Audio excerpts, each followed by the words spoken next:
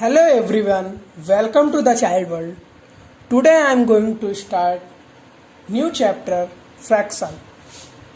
Previous class में हमने multiple and factor को फिनिश किया था. आज हम लोग नया चैप्टर स्टार्ट कर रहे हैं फ्रैक्शन, जिसे हम हिंदी में भिन्न कहते हैं. इसकी डेफिनेशन क्या है? A fraction is a part of a whole if a whole thing divided into equal parts. बच्चों यहाँ पे इक्वल पार्ट्स को ध्यान देना आप लोग. Each part is a fraction. किसी भी फिगर को या फिर किसी भी चीज को अगर हम उसे इक्वल पार्ट में डिवाइड करते हैं, जो पार्ट होता है वो हमेशा फ्रैक्शन में आता है. जैसे देखिए आप लोग स्क्रीन पे, जैसे ये सर्कल है. सर्कल का अगर हमने डायमीटर बना दिया, डायमीटर क्या होता है? जो सर्कल को हाफ डिवाइड करता है. तो ये सर्कल पूरा का पूरा सर्कल था, अब हमने इसे दो पार्ट में डिवाइड कर दिया तो क्या हो जाएगा? तो ये शेडेड पार्ट का फ्रैक्शन क्या होगा? शेडेड एक पार्ट में शेड किया हुआ है तो शेडेड पार्ट का फ्रैक्शन हो जाएगा. टोटल कितने पार्ट है? 2. शेडेड कितना है बच्चों? 1 पार्ट. तो इसका फ्रैक्शन क्या हो गया? 1/2. जैसे एक और फिगर है, दिस इज ए स्क्वायर. ठीक है बच्चों, ये स्क्वायर है. इसको हमने 4 इक्वल पार्ट्स में डिवाइड कर दिया. हमने इसका एक पार्ट शेड कर दिया. कितने पार्ट हैं? 4. हमने 4 डिनोमिनेटर में 4 लिखा. जितना टोटल पार्ट होगा उसे हम डिनोमिनेटर में लिखेंगे. और शेडेड पार्ट कितना है? हमें शेडेड पार्ट का फ्रैक्शन बताना है, तो कितना है? 3/4. सॉरी 1/4. 1 पार्ट शेडेड है. ठीक है बच्चों, चलिए मैं ऐसे कुछ फिगर्स आप लोगों के स्क्रीन पे दिखाता हूं और बताता हूं इसकी फ्रैक्शन वैल्यू क्या हो. ओके, आप लोग के स्क्रीन पे 4 फिगर दिखाए गए. इसमें आपको बताना है what is the fraction of shaded part. Shaded part की फ्रैक्शन वैल्यू क्या हो. जैसे पहला फ्रैक्शन है, यहाँ पे एक रेक्टेंगल या फिर कुछ भी स्क्वायर, कुछ भी बोल सकते हो आप, क्योंकि मेजर करके ड्रॉ तो किया नहीं गया है. एक पार्ट हमने इसे 2 इक्वल पार्ट्स में डिवाइड किया गया है और इसे मैंने एक पार्ट को हमने इसे क्या कर दिया? शेड कर दिया है. तो इसकी फ्रैक्शन वैल्यू क्या होगी? तो पहले हमने कितने पार्ट में डिवाइड किया है? 2 पार्ट, तो 2 नीचे आ गया. और कितने पार्ट शेडेड हैं? 1 पार्ट. तो इसकी फ्रैक्शन वैल्यू हो गई बच्चों 1/2. जैसे इसकी फ्रैक्शन वैल्यू क्या होगी? ये भी एक रेक्टेंगल है, इसका मैंने 2 डायगोनल ड्रॉ किया है और इसे बीच में से भी कट किया और सबको इक्वल पार्ट में डिवाइड किया है. इसके 2 पार्ट शेडेड हैं और सब इक्वल पार्ट हैं. तो 2 पार्ट इसके शेडेड हैं. टोटल कितने पार्ट हैं? 1 2 3 4 5 6 7 8. टोटल पार्ट कितने? 8. 2 पार्ट क्या है? इसका शेडेड है, तो 2 पार्ट शेडेड. इसको हम लोग और सिंप्लीफाई करते हैं. सिंपलेस्ट फॉर्म में अगर हम किसी चीज को डिवाइड करते हैं, 2 1 जा 2, 2 4 जा 8, तो 1/4 इसकी क्या आ गई? फ्रैक्शन वैल्यू आ गई. ठीक है बच्चों, एक सर्कल है, इसको हमने 4 क्वाड्रेंट में डिवाइड किया है. क्वाड्रेंट क्या होता है बच्चों? सर्कल का 1/4 क्वाड्रेंट होता है. क्वाड का मतलब होता है चौथाई. क्वाड से ही क्या बना है बच्चों? क्वाड्रेंट. तो इसका 2 क्वाड्रेंट क्या है? 2 क्वाड्रेंट शेडेड है और 4 टोटल क्वाड्रेंट्स हैं और जो कि इक्वल होते हैं. तो 2 पार्ट शेडेड है, तो 2/4. तो इसका फ्रैक्शन वैल्यू आ जाए 2 1 जा 2, 2 2 जा 4, 1/2. ठीक है बच्चों, ये ट्राइंगल है, इसे हमने 2 पार्ट में डिवाइड कर दिया है तो फ्रैक्शन वैल्यू 2 और 1 पार्ट शेडेड है तो क्या आ गया? 1/2. ठीक है बच्चों, होप आप लोग फ्रैक्शन को समझ गए हैं कैसे डिवाइड करते हैं. अब हम लोग बात करते हैं न्यूमरेटर और डिनोमिनेटर के बारे में. चलिए बात करते हैं न्यूमरेटर और डिनोमिनेटर. बताता हूं मैं आप लोग को न्यूमरेटर क्या होता है और डिनोमिनेटर. न्यूमरेटर को बोलते हैं अंश हिंदी में, और डिनोमिनेटर को हिंदी में बोलते हैं बच्चों हर. ठीक है, तो जैसे ये फिगर है, सर्कल है, इसको हमने 2 पार्ट में क्या कर दिया? डिवाइड कर दिया. एक पार्ट को शेडेड कर दिया. अब कितने इक्वल पार्ट्स हैं? कितने इक्वल पार्ट्स हैं? 2. तो total number of equal parts को हम लोग कहते हैं डिनोमिनेटर.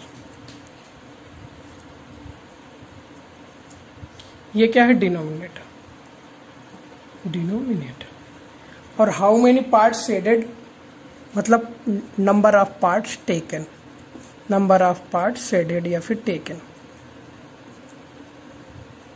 कितने पार्ट है? 1. इसी को हम लोग बोलते हैं न्यूमरेटर. ठीक है बच्चों। डिनोमिनेटर क्या होता है, कितने पार्ट में डिवाइड किया गया है, और न्यूमरेटर क्या होता है, कितना पार्ट लिया गया है। ठीक है बच्चों। अब हम लोग बात करते हैं इक्विवेलेंट फ्रैक्शन के बारे में। इक्विवेलेंट फ्रैक्शन, समान भिन्न, fractions that have the same value. वह फ्रैक्शन इक्विवेलेंट होते हैं जिसकी वैल्यू सेम होती है। जैसे 1/2 एक फ्रैक्शन है, इसकी वैल्यू 1/2 ही होगी। जैसे 2/4 है, इसको हम लोग सिंपल फॉर्म में कन्वर्ट करेंगे, सिंपलेस्ट फॉर्म में कन्वर्ट करेंगे तो 2 1 जा 2, 2 2 जा 4। ये दोनों क्या हो गया, इक्विवेलेंट फ्रैक्शन है, क्योंकि इसकी फ्रैक्शन वैल्यू क्या आई कट करने के बाद सेम आ गई। जैसे 4/16 एंड 8/32, इसके फ्रैक्शन वैल्यू कैसे पता करेंगे, ये इक्विवेलेंट फ्रैक्शन है कि नहीं। 4 1 जा 4, 4 4 जा 16, 1/4 आ गई इसकी fraction value. Equivalent simple form में कन्वर्ट किया, 8 1 जा 8, 8 4 जा 32, 8 1 जा 8, 8 4 जा 32। ये क्या आ गया, ये भी। तो ये दोनों क्या हो गए, इक्विवेलेंट फ्रैक्शन। इक्विवेलेंट फ्रैक्शन है ये दोनों। ठीक है। अब हम लोग बात करते हैं सिंपलेस्ट फॉर्म ऑफ फ्रैक्शन के बारे में। The simplest form of a fraction is said to be in simplest form if its numerator and denominator have no common factor other than 1। मतलब क्या है, फ्रैक्शन को हम लोग सिंपलेस्ट फॉर्म तभी कह सकते हैं जब न्यूमरेटर और डिनोमिनेटर के बीच 1 के अलावा कोई भी फैक्टर कॉमन ना हो। कॉमन फैक्टर तो मैंने आप लोगों को प्रीवियस चैप्टर में बताया ही है, आप लोग समझ गए होंगे कॉमन फैक्टर क्या होता है। जैसे एक एग्जांपल लेते हैं, 9/27, इसको सिंपलेस्ट फॉर्म में कन्वर्ट करना है तो 9 के टेबल में 27 आता है और 9 1 जा 27 होता है, तो ये 9 से कैंसिल हो जाएगा। इसको हम 9 से कट करेंगे, 9 1 जा 9, 9 3 जा 27, तो 1/3। 3 और 1 का फैक्टर 1 ही होता है, 3 का फैक्टर 3 1 जा 3 होता है। इन दोनों के बीच में सिर्फ 1 ही कॉमन फैक्टर है।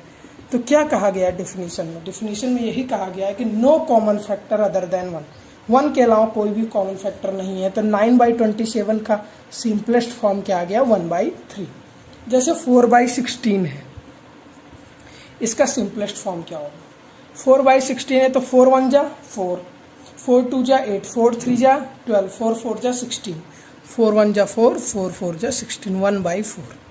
इसका फैक्टर क्या आ गया, 1, इसका फैक्टर 1 4 जा 4। इन दोनों के बीच में 1 कॉमन है, 1 के अलावा कोई दूसरा नंबर कॉमन नहीं है, तो इसका सिंपलेस्ट फॉर्म क्या आ गया, 1/4। अब हम लोग बात करते हैं चेकिंग इक्विवेलेंस ऑफ 2 फ्रैक्शन। ठीक है, चेकिंग इक्विवेलेंस ऑफ 2 फैक्टर्स। हम चेक करेंगे किसी भी 2 फ्रैक्शन को चेक करेंगे, ये दोनों फ्रैक्शन इक्विवेलेंट है कि नहीं। एक एग्जांपल लेते हैं, 4/7 एंड 8/14, क्या ये इक्विवेलेंट है, इसको चेक करेंगे। तो इक्विवेलेंट चेक करने के लिए आप लोग ध्यान से देखिएगा कैसे करते हैं। 4/7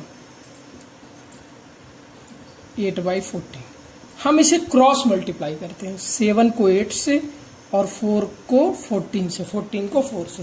तो मल्टीप्लाई करेंगे, 4 को 14 से करेंगे एंड 8 को 7 से करेंगे। तो क्या आया, 14 4 जा 14 2 जा 28, 14 3 जा 42, 14 4 जा 56 एंड 7 8 जा 56। क्या आ गया, मतलब ये दोनों इक्विवेलेंट फ्रैक्शन हैं। हम लोग एक तरीके से और इसको चेक कर सकते हैं। मैं आप लोगों को बताऊं, ये तो फर्स्ट मेथड है, सेकंड मेथड सिंपलेस्ट फॉर्म से हम लोग इसको चेक कर सकते हैं। 4/7 है एंड 8/14। पहले 4/7 को चेक करते हैं। 4 का फैक्टर क्या होता है, 1 और 4 है, 2 भी होता है, लेकिन यहाँ पे 4 1 जा 4, क्योंकि 7 का क्या हो जाएगा, 1 × 7। तो 1 के अलावा कोई भी फैक्टर कॉमन नहीं है, मतलब 4/7 क्या है, ऑलरेडी ये क्या है, सिंपलेस्ट फॉर्म में है। अब दूसरे फैक्टर की बात करते हैं, 8/14। इसको हम लोग 2 से डिवाइड कर सकते हैं, 2 4 जा 8, 2 7 जा 14, इसका भी आ गया 4/7। ये भी 4/7, ये भी 4/7, मतलब 4/7 एंड 8/14 क्या है, ये क्या है, इक्विवेलेंस है, मतलब इक्विवेलेंट है। ठीक है, अब हम लोग बात करेंगे टाइप्स ऑफ फ्रैक्शन के बारे में। ठीक है बच्चों, आज की क्लास यहीं पे फिनिश करते हैं। नेक्स्ट क्लास में हम लोग बात करेंगे टाइप ऑफ फ्रैक्शन के बारे में, फ्रैक्शन के पार्ट 2 में। Okay, thank you everyone. और प्रीवियस क्लासेस के वीडियोस को आप लोग अच्छे से देखिएगा, क्वेश्चंस कीजिएगा बुक से। 4 से 5 चैप्टर कंप्लीट हो चुके हैं। Okay, thank you.